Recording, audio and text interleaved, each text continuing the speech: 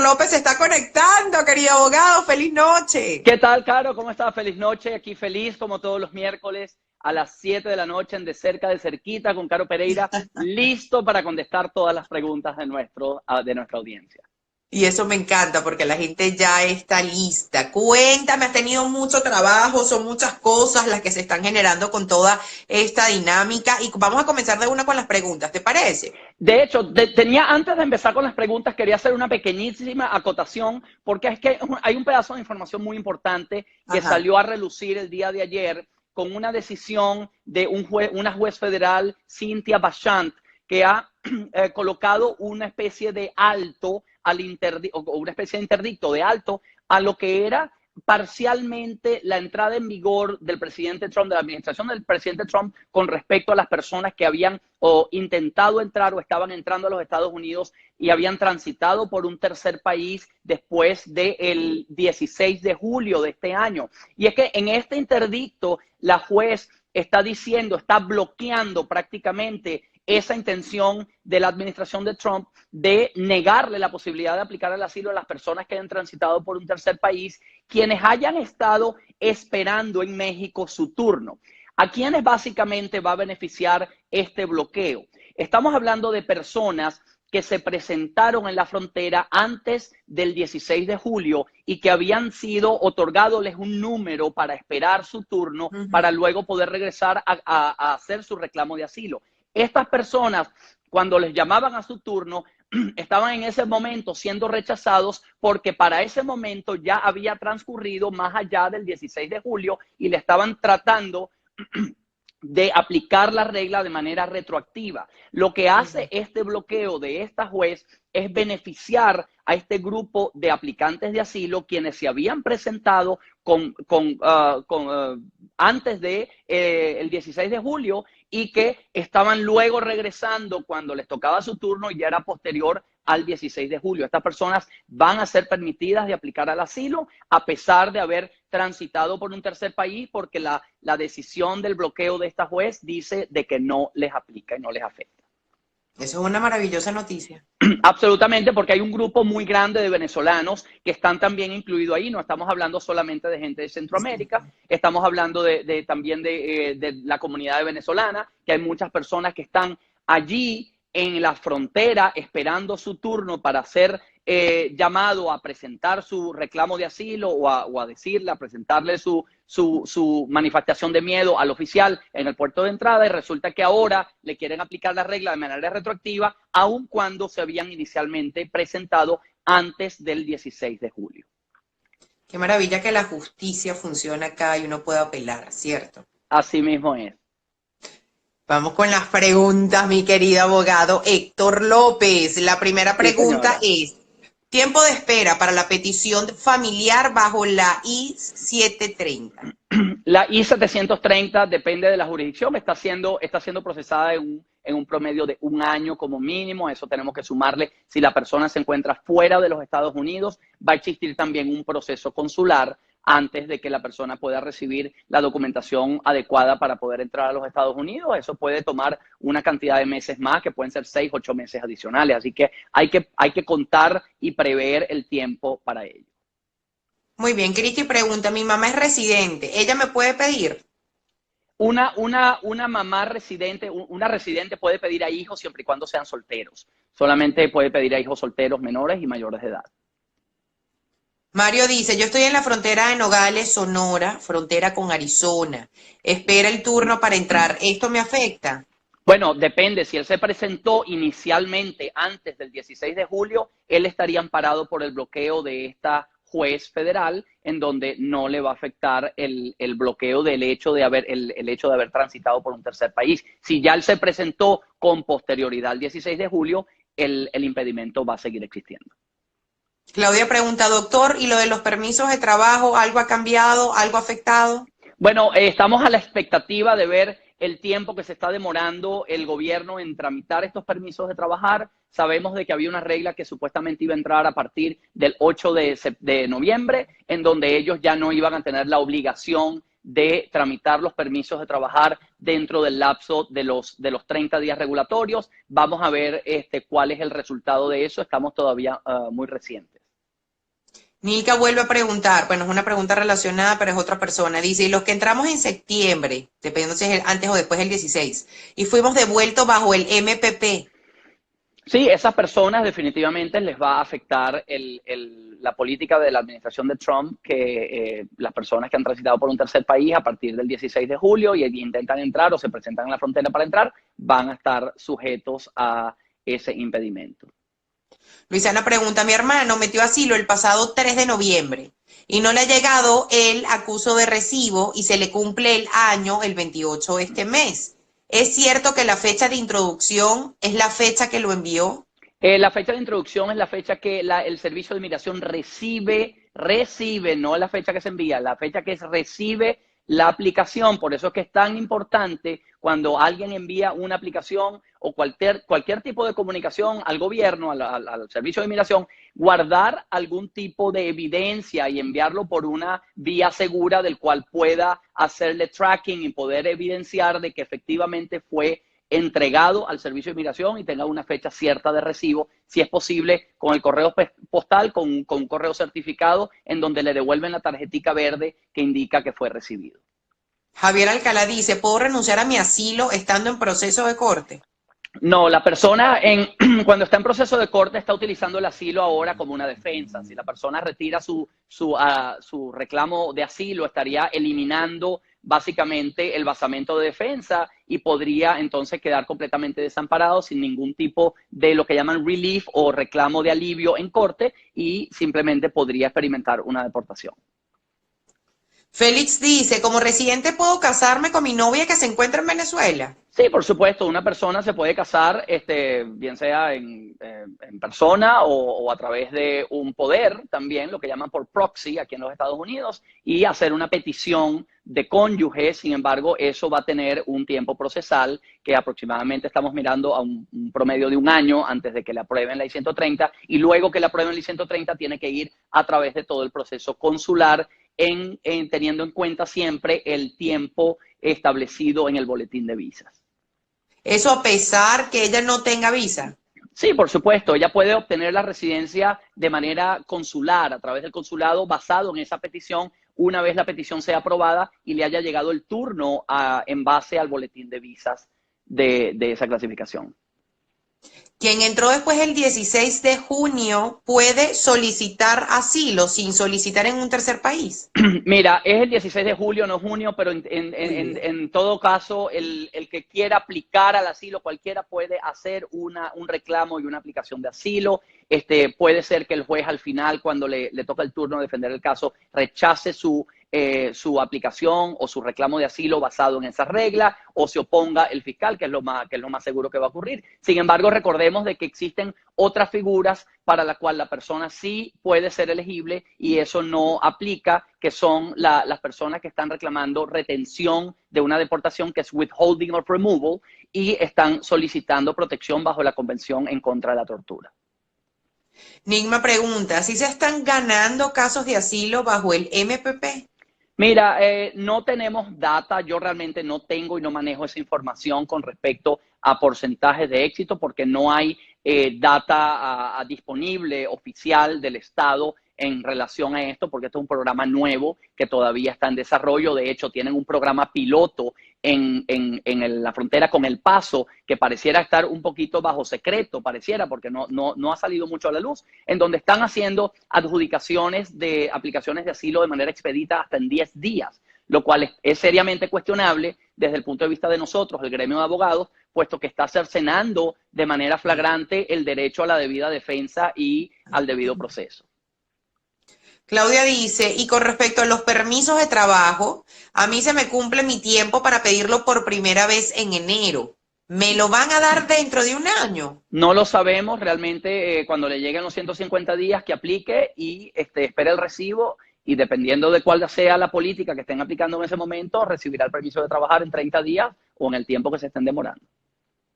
Mario dice, me gustaría hablar con el doctor Héctor. Yo soy de Maracaibo y estoy aquí en la frontera de Nogales. Me toca turno para entrar a principios de enero. ¿Cómo la gente se comunica contigo? Puede llamar a la oficina por el 713-532-2110. De nuevo, el teléfono de la oficina es 532-2110. Estoy ubicado en el edificio donde estaba el Consulado General de Venezuela en Houston. Estoy en el piso 9.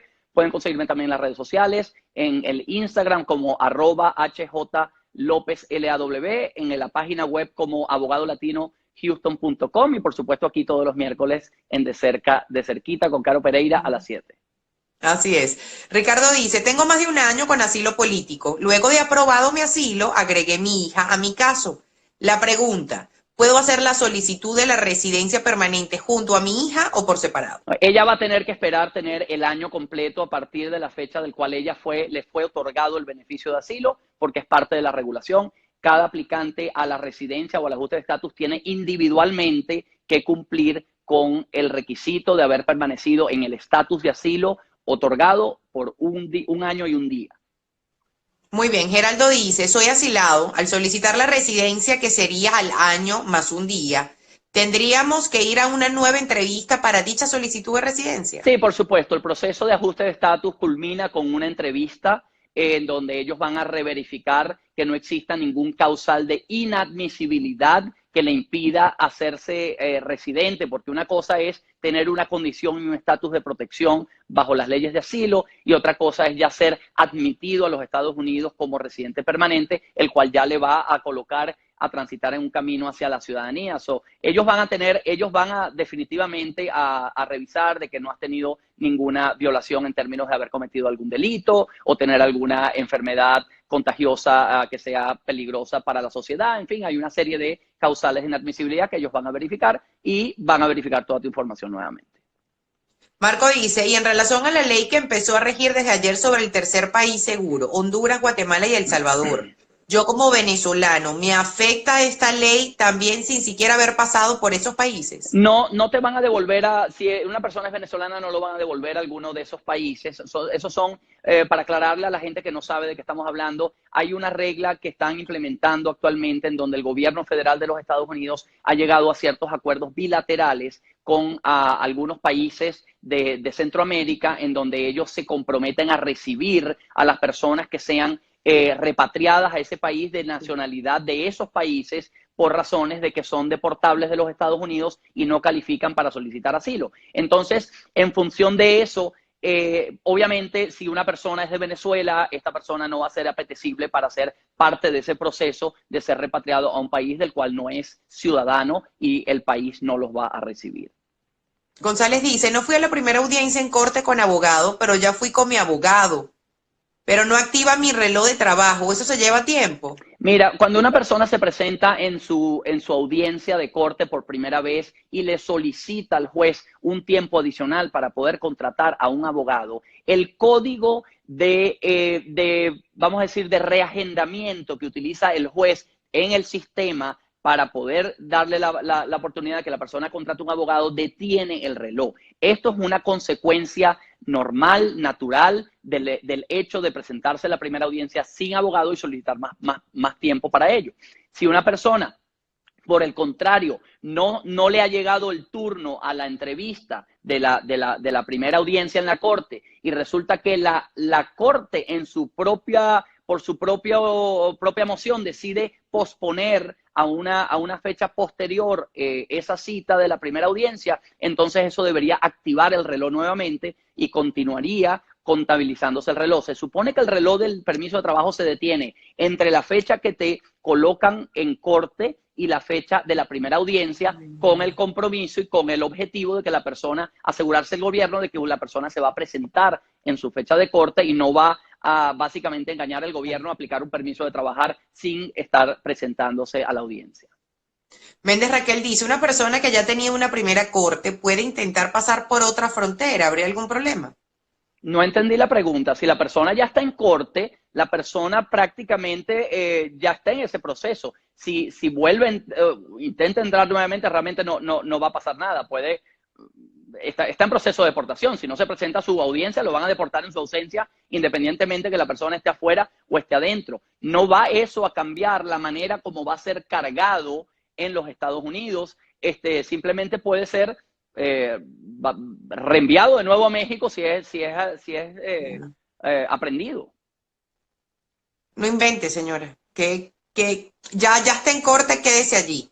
Leo dice, soy residente, pedí a mi esposa que está en Venezuela, me llegó la carta de recibido en febrero, pero desde allí no le ha llegado más nada. ¿Qué hago? Ni le va a llegar nada porque recordemos que tarda aproximadamente un año antes de recibir una noticia o una aprobación, una decisión sobre la I-130 que se hace aquí en los Estados Unidos con un centro de servicio de la Agencia de Inmigración. Una vez eso es aprobado, a partir de allí es que comenzaría el proceso a través del Centro Nacional de Visas para que la persona pueda aplicar en el consulado correspondiente, que si está en Venezuela estamos hablando de Bogotá, el consulado que le corresponde, para que se movilice a Bogotá a sellar su visa de residente antes de poder entrar.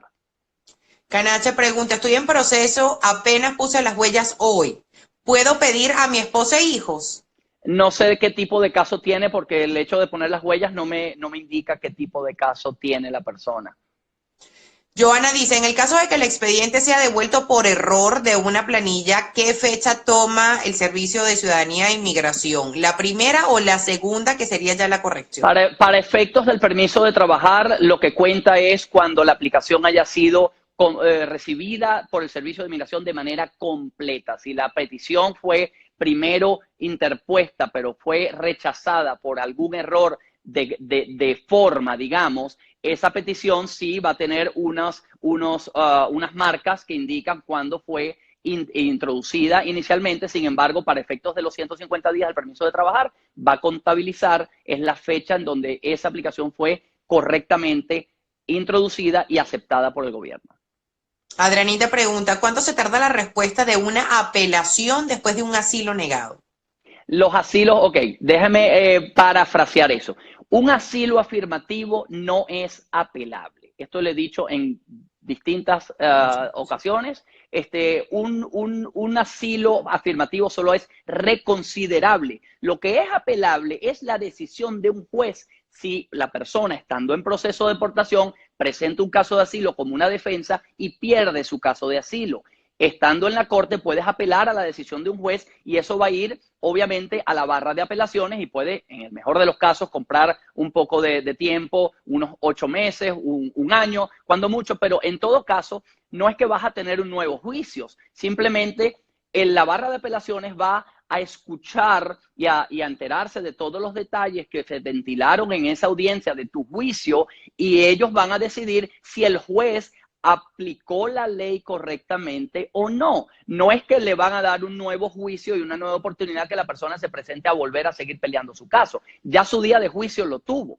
Lo que vas a tener una reevaluación por parte de un tribunal superior, si lo queremos llamar de esa manera, en donde ellos se componen de 3 jueces y ellos 3-2, 2-1, disculpa, van a decidir quién tenía la razón en términos de si el juez se equivocó o se excedió en lo que es la aplicación del estándar legal requerido al momento de ofrecer su decisión. Pero el asilo no es apelable. Miguel Barrios dice, ¿cuál es la consecuencia de excederse en la estadía del permiso del sello en el pasaporte? ¿Y qué se puede hacer para remediarlo? Me imagino que tiene que ver con visa de turista.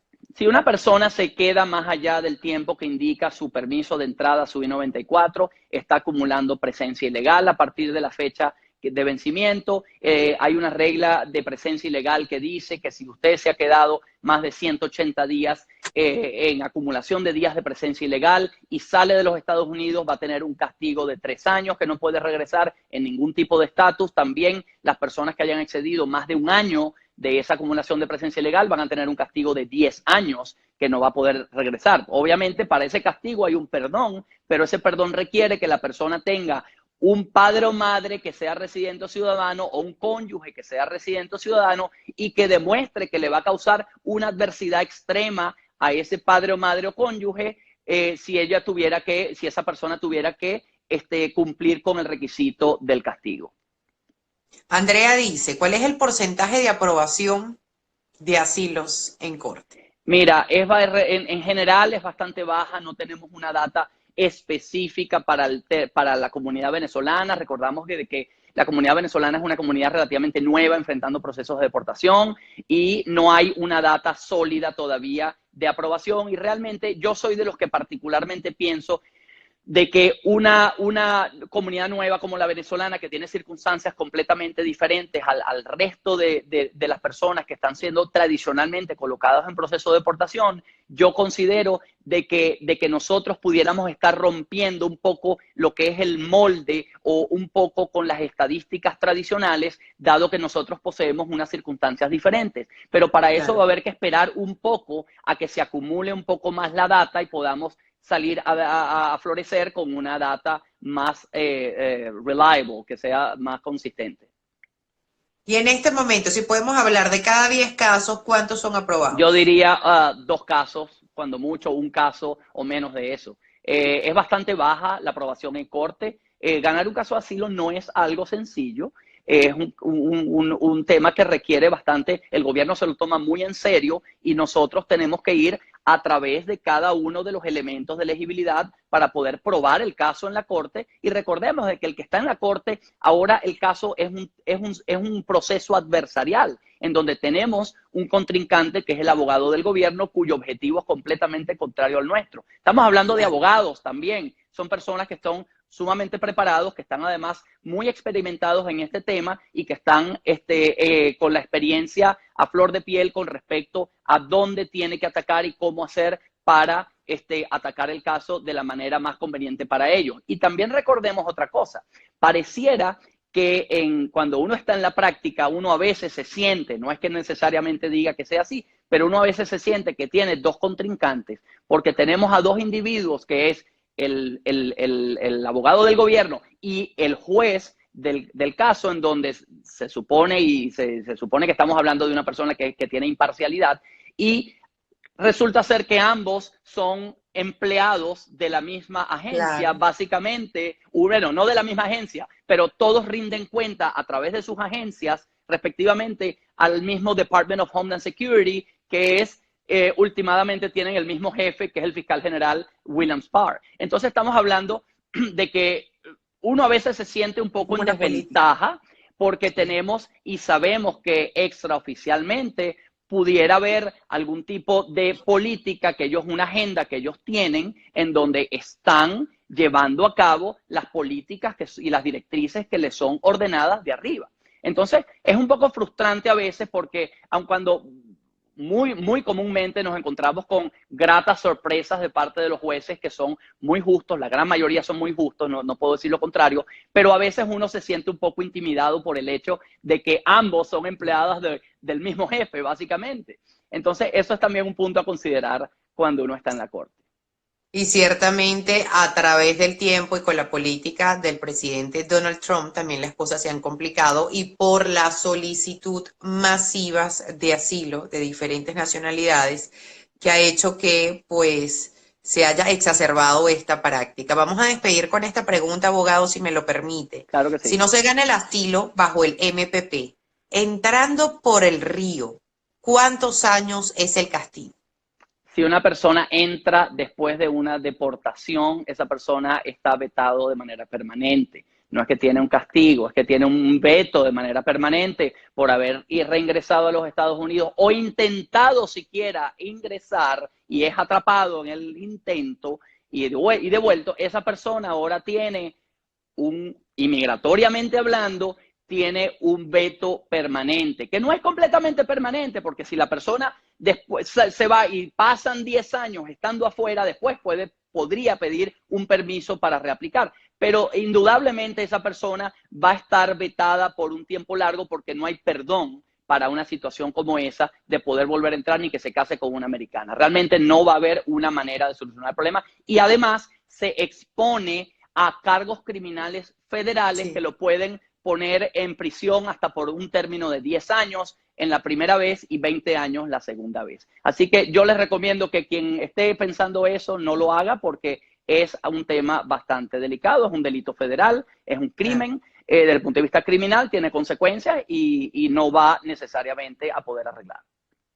Dije que era la última, pero esta sí va a ser la última, porque tiene que ver con salud, abogado. Jaide dice, a mi mamá le dio una CB aquí en los Estados Unidos. ¿Hay alguna forma de conseguir un estatus para ella? Mira, lamentablemente los Estados Unidos no provee estatus para personas que hayan tenido algún tipo de enfermedad. Lo único que se puede hacer es si ella está manteniendo un estatus legal en los Estados Unidos en una visa de turista, poder continuar extendiendo esa estadía como turista. Sin embargo, el gobierno le va a exigir de que tenga y pruebe de que tiene los medios suficientes para mantenerse y pagarse el tratamiento por ella misma o a través de un seguro privado y no a través de los fondos del Estado, porque ella no es residente de los Estados Unidos ni ciudadana americana.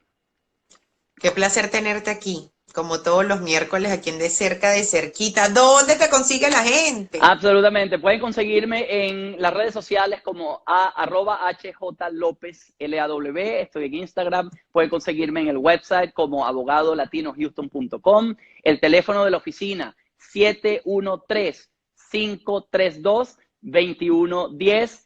713-532-2110. Estoy en Houston, Texas, en el 9º piso del edificio donde estaba ubicado el Consulado General de Venezuela. Estamos a la orden, pueden contactarnos para unas citas, con previa cita. Estamos bastante ocupados, así que llamen en cuanto tengan la determinación de que quieren hacer una consulta, y nosotros, tanto yo como como algunos de los abogados que nos acompañan en nuestra firma, podemos atenderle. Está Roberto también, si yo no estoy disponible. En fin, nosotros somos un equipo y todos nos vamos a manejar bajo el mismo patrón de defensa de los casos. Y hacen consultas telefónicas. Si usted no está en Houston, también Correcto. el abogado y todo su bufete de abogados hacen consultas telefónicas. Te quiero mucho, te respeto. Nos vemos el próximo miércoles. Igualmente. Ahí les dejo los datos también en los comentarios.